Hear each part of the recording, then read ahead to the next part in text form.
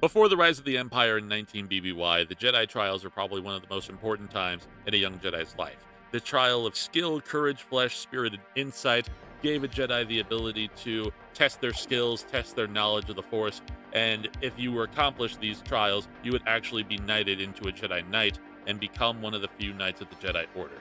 So today we are going to be talking about the Jedi trials in their own right and what these Jedi Padawans had to go through to accomplish their Jedi trials. So without further ado, we start with the trial of skill.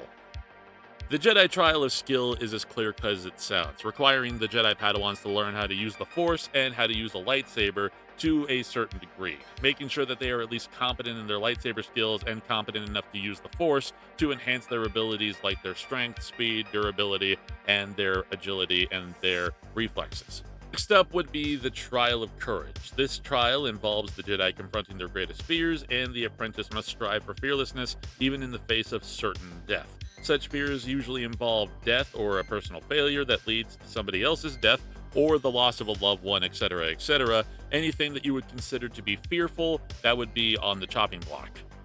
Next would be the trial of the flesh, the trial historically having a certain degree of physical pain, but was later adjusted to focus on sacrifice and commitment to the light side of the Force. The trial involved the apprentice being forced to choose between protecting themselves or their attachments, but Anakin Skywalker basically forgoed this entire trial by having his arm sliced off by Count Dooku earlier before he became a fully fledged Jedi Knight.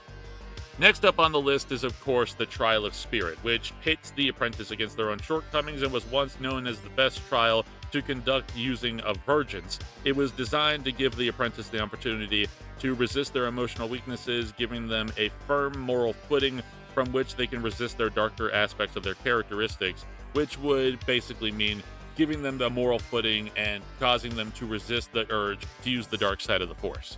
And the final test on the chopping block, of course, would be the Trial of Insight, which would test the apprentice's ability to resist illusions and deceptions, and often would include puzzles or riddles for the apprentice to solve that would be further clouded by illusions in their own right. Basically ensuring that the apprentice would actually have the ability to see through any illusion or any deception that would be thrown at them by the Force or by any other means.